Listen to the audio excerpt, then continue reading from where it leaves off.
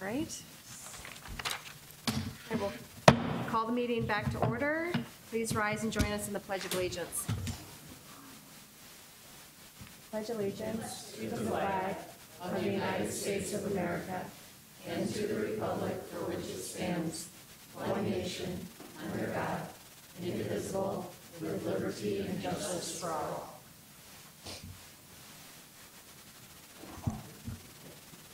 All right. Good evening, everybody. And get approval of the minutes of the meetings held April 23rd and May 2nd, please. So moved. Second. Any discussion? All those in favor signify by saying aye. Aye. Opposed, same sign. Any persons wishing to address the board? Nope. Thank you, Bev. All right, can I get an approval of the agenda, please? So moved. Second. Any discussion? All those in favor signify by saying aye. Aye. Aye. Opposed, same sign. Bless you. All right, on to the good news report. Deanne. Good evening. One of the pieces we hear from new hires and veterans alike is that one of the perks of being an employee in the Sioux Falls School District is the wonderful professional development that is available to all employee groups in the district. And we have an exciting opportunity this summer in that we are hosting a summer symposium, and Dr. Teresa Boyson is here to tell us a little bit more about those professional development opportunities for not only our staff but surrounding teachers as well. Thank you. Good evening. We do have a great opportunity for all staff this summer on June 20th and 21st. We're hosting the summer symposium, and the symposium, I'll speak in the microphone, there we go. The symposium is focused around professional development for classroom teachers, but also educational assistants or anybody else that would like to join us. We are bringing Solution Tree in, and Solution Tree will be focusing on the following 5 topics: collaboration and really working on building that team and through that collaborative process. Mark Johnson will be our keynote speaker on June 20th, and then he'll follow up with some breakout sessions around collaboration and that deep understanding for teaching and learning. And then we have other breakout sessions on response to intervention, RTI, developing the strategies to support students who are struggling and those non-motivated students. We have social and emotional and trauma on the docket, and that's an area of interest that we've heard from staff. So identifying those signs and symptoms of trauma, teaching coping skills, and then pro-social communication supports for goal setting for students. And then the next one is described as The New Art and Science of Teaching by Marzano. That's his new book, and it's taken Hattie's top effect sizes, and Marzano put it together, and so they said it's Marzano on steroids. And so we're very excited for that. And the enrollment, it's one of our top courses that, or the sections that they have enrolled for. And the last one's culturally responsive practices. Shiraki Holly is our keynote speaker on June 21st, and then he'll have 2 breakout sessions, and it's really working on discussing how our biases can impact the good intentions or what we intend for student achievement. So it's 2 days filled with professional development, and we're very excited to bring that opportunity to the Sioux Falls School District. Thank you. Thanks.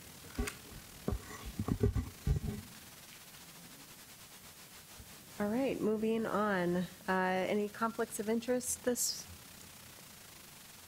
board meeting? Okay, didn't see any. And get an approval of the consent agenda, please.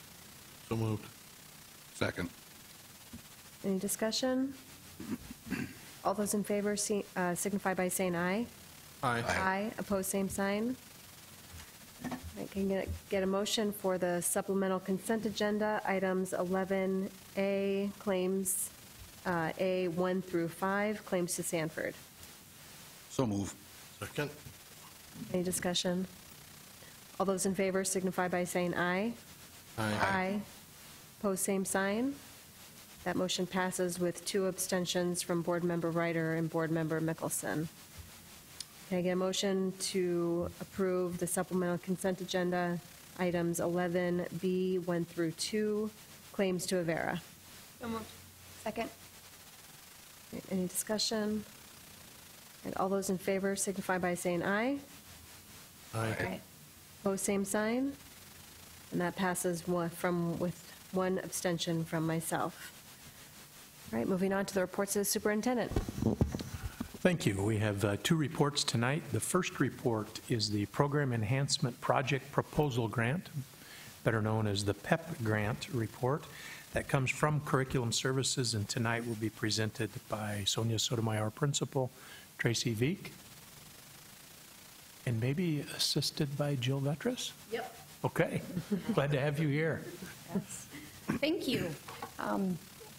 As you said, my name is Tracy Veek, and Jill Vetras, who is a teacher and instructional coach. So she's teaching out at George McGovern. We've been the co-chairs of the Program Enhancement Grants for quite a while now.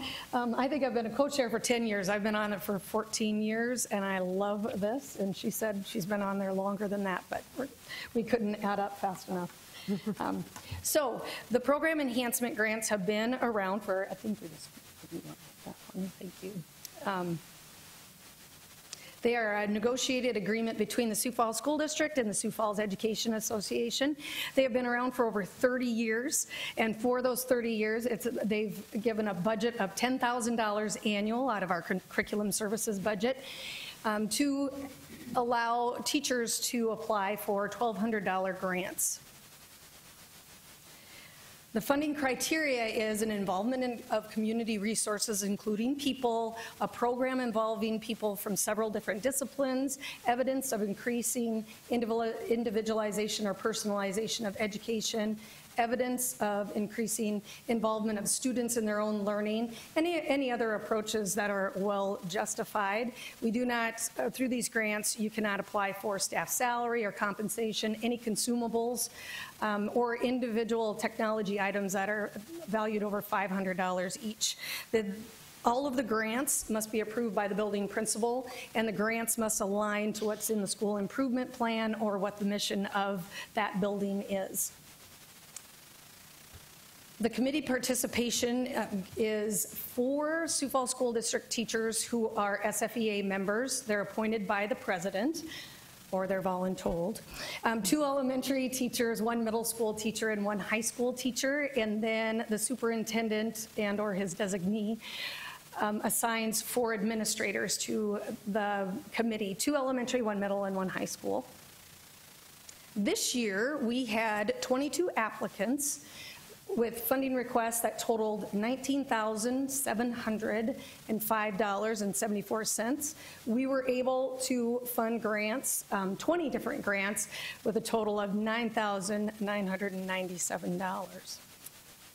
Some of the grants that were applied for, Jill's going to take over from here, but some people may have asked for $1,200, but we always ask them if we have a lot of grants, and would you take partial payment? We've never been told no on the partial payment. I'm going to turn it over to Jill.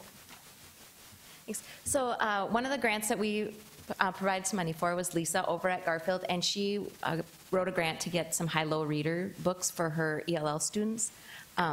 And what those are is chapter books that look like a book like any student would be reading, but the Lexile level is right at their level, so they can be in a classroom, they're reading, and they're high interest and motivating for the students to read. Sarah, oh, this is great. Oh, we're at Rosa. She bought ukuleles. I mean, how fun is that? So her kids were working together, learning music, collaborating, and just how to get along and help each other out. They really were able to teach each other different things. Charlene over at Discovery bought some goggles for the virtual reality, so her classroom has just expanded to wherever the kids want to go, whatever they're learning about. Great for building the background knowledge for kids that maybe haven't been certain places, and just really help to engage them in what they're learning. Letitia has breakout boxes, And so just like the escape room that you can go to, in the classroom, there's problems that they solve, and when they get their solution, they're going and opening up a lock, which gets them to new problems, so collaboration, all those different skills that 21st century skills that we want our children to be exposed to, they're getting it right there. Chrissy in kindergarten has a table that lights up. So again, just super engaging for those kids to be able to learn, and as a great station for them to be learning about their letters and whatever they're doing with all the cups there. Yeah. Amy out at McGovern, she's working with the sixth graders, and they are learning how to use these STEM and different types of apparatuses that they have, and then they are learning how to go and teach the elementary students out at Renberg. So a great little pilot project that's going on there, and they're excited about continuing that. So now she's going to be able to buy many different gadgets and gizmos that they need to be using.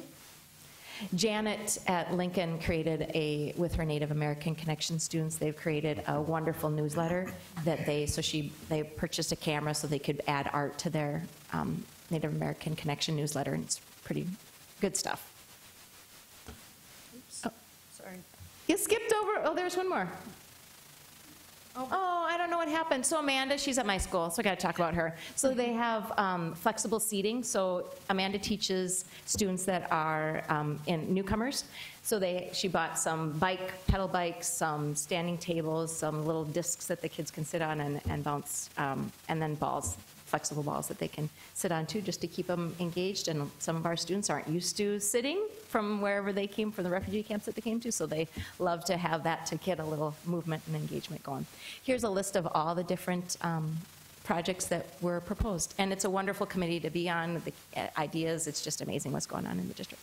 One of the fun things, Peggy Bainey, she has applied for this grant every single year, and she's been in 4 different schools since maybe 5. Yeah. And she gets books, no matter which school she's at, she always gets books for the kids in that school. So that's been kind of a fun thing. Yeah. We always know that the grants are not complete unless we've seen Peggy. And so we appreciate the fact that she shares the wealth among all of those buildings. The purpose of our report is just to inform the board of the program enhancement grants. They are a lot of fun to listen to, for sure, and it lets teachers get creative in a simple way in their classrooms. So it's just an acknowledge the report. So yes, So thank you for the funding and allowing Yes. us to pay for it. It's truly appreciated. definitely.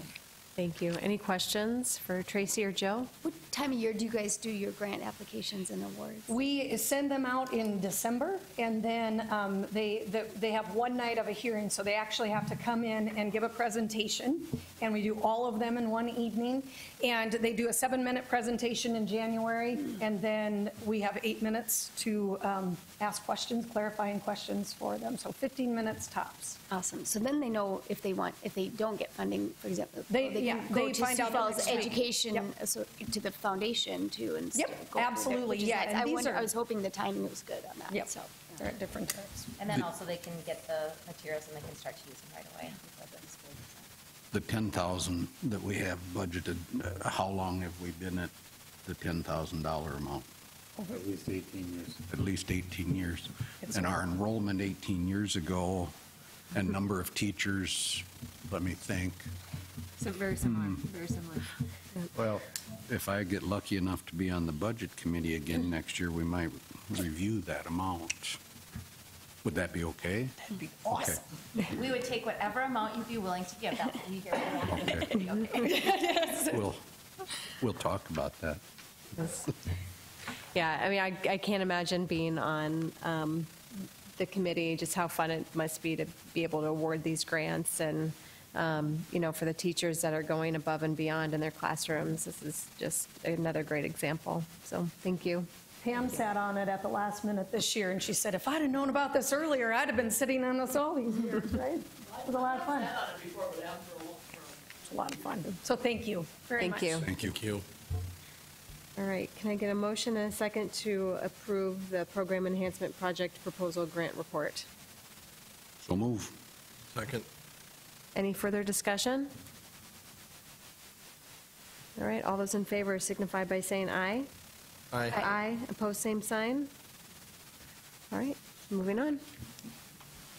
Our next report is a report that is done every 5 years. The South Dakota Department of Education comes in and puts together a comprehensive visit to go through our accreditation process, and this was our year.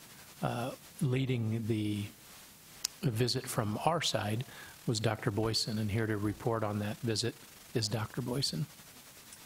It was our year, and I said, what a great year to start, right?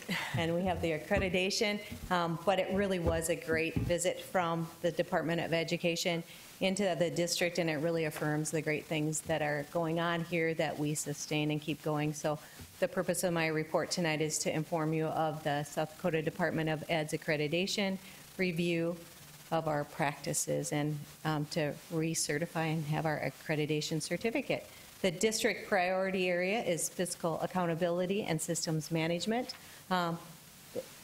If we look back, we got a letter June 1st, 2017, saying that they were going to be on site in April, and that seemed like a long time away, but it came very quickly. And prior to their visit, Becky Dorman and myself, we talked to the accreditation office and the expectations, and we talked through the process and what would have to happen, and they opened up the portal, and for the 19 compliance areas and the documents that we would have to upload prior to their visit. So all districts seeking accreditation have to host this visit every 5 years, and it follows the Administrative Rule 2443, which outlines the processes to maintain accreditation, but also it's there to aid the districts in that comprehensive school improvement along the process. So they're there to help us and support us, and we appreciate that. So then when we look at the 19 different compliance areas that they lens into our district, we had to upload 2,900 documents prior to their visit, and a large number of those were birth certificates and immunizations. They randomly select. We just have to verify that we have those documents. They looked at, with Becky Dorman in the Human Resources Department, the documents that we keep safe for making sure that we have qualified people on staff. A few other areas, graduation requirements, documentation on our end that we offer those courses every 2 years. The strategic plan was a big one, and that's their top school improvement. How do we continually look at that process? And we submitted the strategic plan as the district school improvement plan, and they were very complimentary on that because it includes all those components, and every building school improvement plan builds to that. They also looked at the teacher evaluation process and examples of those evaluations, our handbooks, the student learning outcomes, the SLOs that are done by the district, and looking for those processes in place. And here's the rest of it, the bullying policy, birth certificates, personal learning plans. All those documents were uploaded ahead of their visit, and then they were on site April 9th and 10th. And while they were here, there were 2 teams, and the one team they both started at IPC, and they visited with Becky Dorman, myself, Dr. Nold, and we looked at the site files here, and then they dispersed out into 8 elementaries, 2 middle school, and 2 high school. And while they're there, they're looking at emergency plans, our drill processes, and then they looked at student files to make sure we're collecting the documents that we need to when they're enrolling. The other team visited with Dr. Nold and myself about the teacher and principal evaluations and our processes involved in that. And then they verified what we told them while they were out in the building, and visited 3 elementary buildings, 2 middle and 2 high. And each building they interviewed a teacher and the principal on those processes involved. It was a great visit, warm welcomes that they received at every building. They said the buildings were organized. It was easy for them to get in, identify themselves, and get to work with what they needed to do. They were on a tight schedule, especially the building that had all the file reviews. They were running. I don't think they realized how many buildings and how you get from one place to the other. They ended their meeting on April 10th down here with a team of us just to talk about what they found. And the exit meeting and the written report from the Department of Ed was very complimentary. Detailed level of information was provided prior to the visit, and the 19 campus visits were organized and welcoming to the accreditation team, making it easy for them to complete their file checks and interviews with teacher and principal.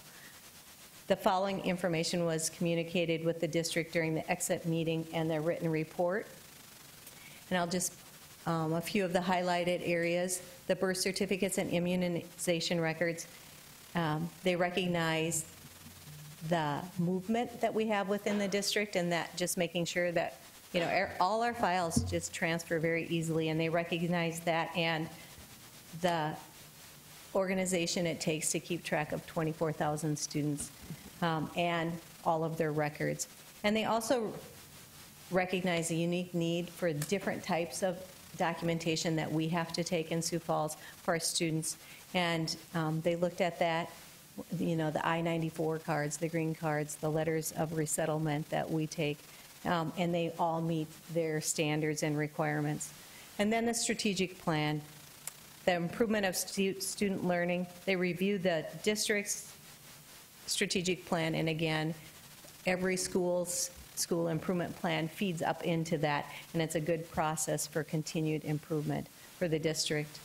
We look at teacher evaluation.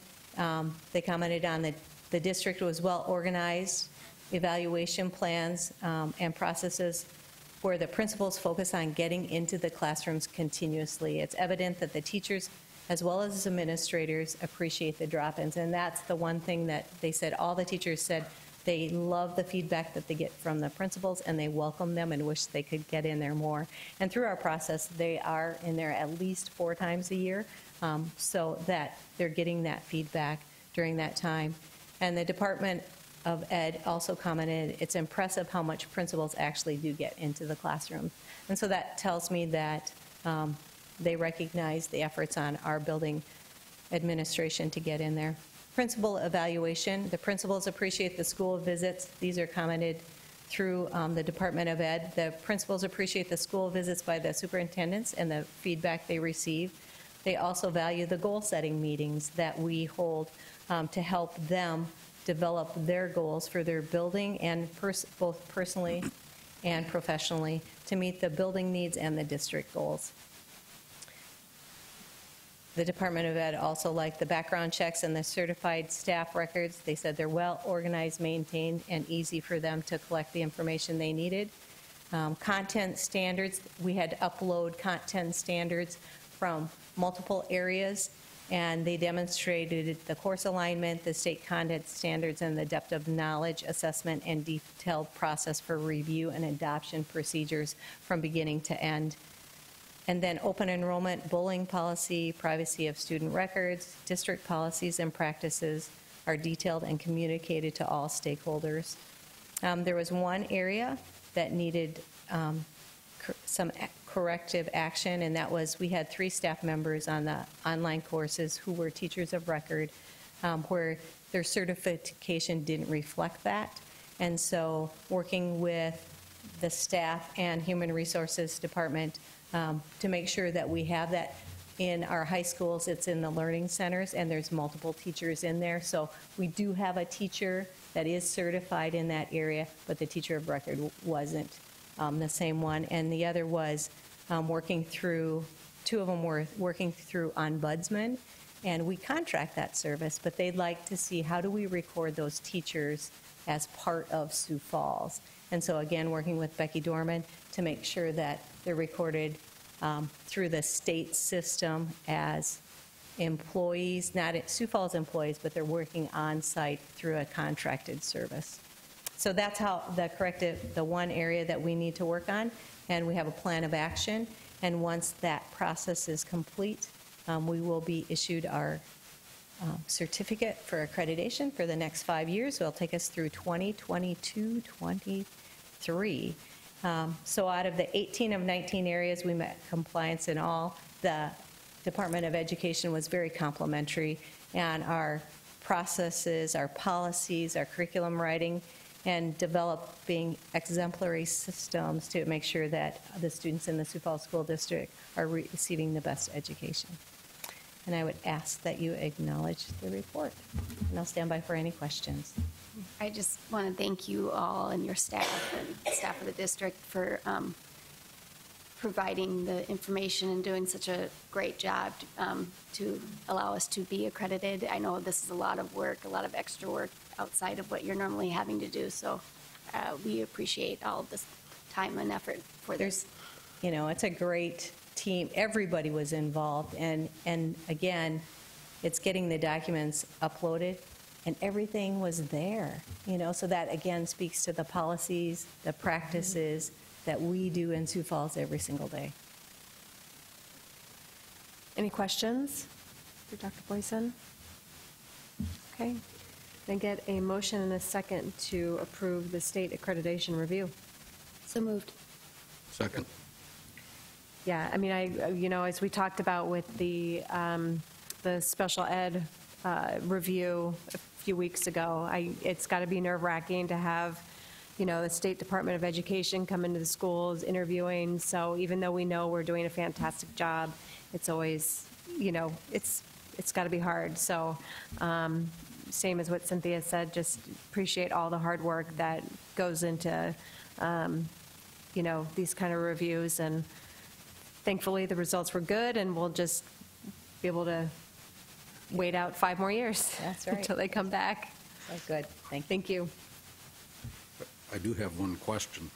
I heard Dr. Boyson refer to one of our staff persons as Dr. Nold twice. I didn't know who that was. And I didn't know for sure.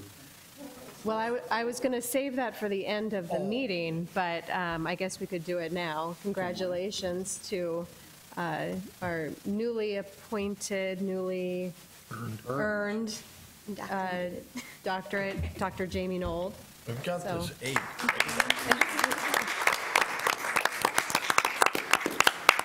Not that kind of doctor, Todd. Not that kind of doctor? Not that kind of doctor. So, Congratulations. congratulations again. I know a lot of hard work goes into that, and so good for you. All right, we will move on to the policies. Did you vote on We need to vote. Oh, sorry. All right, we have a motion and a second. All those in favor signify by saying aye. Aye. Aye, opposed, same sign. All right, now moving on to policies. We have second reading of 3 policies. We have policy and its accompanying regulation, JJAA, school activity rules, policy JJID and its accompanying regulation, student physicals for school athletics, and policy JKA, corporal punishment and crisis intervention. These policies were out for first reading, and we didn't receive any comments on any of these. So I move to approve the second reading and amend these policies and regulations. Second. All right. Any discussion? Just have a quick question about and this isn't in the policy specifically, but when we change it from a triennial to a biennial, that goes into effect in like July 1st of this school year, would that be correct? Or the July 1st of the year, or is it right now? And how does that impact incoming freshmen going into high school this year, and when they would have to have that? For the physicals for high school students who are, if we change it from a triennial to a biennial, how does that impact, like when does it go into effect, and what is the first group that would be impacted by as far as going from 3 years? Okay, Yeah, it'll be incoming freshmen will be the so they would first be affected freshmen group. and junior as when they would be required. Some could compete as a middle school students, or some of those would maybe have to be separate. Sure. So anybody who's currently on the triennial would get the 3 years, or everybody then will be required to renew? I just feel like there will be some questions about that. So if we don't know that now, I think that's okay, but Well, I think it's a good question, and what it tells me is we're going to need to put together a transition. some information to talk about those questions in transition, because you've got me a little bit confused, not from your question so much, but from our regulations. So I think we're going to have to put together a document that says, here's what the implementation will look like. Okay. And I don't think it'll be, I don't know that you said this, but I don't think it'll be a grandfather situation. That was kind of my question. Such that if you're on the triennial now, you'll stay on that. I don't think that's the case, but we'll dig further into that and provide that explanation. Thank you. Good question. Okay, so we have a motion and a second. All those in favor signify by saying aye. Aye. Pose same sign. Okay. Anything else for the good of the order? All right, can I get a motion to adjourn, please? So moved. All right, thank you. We are adjourned. Say something about our meeting. Plenty of time to go.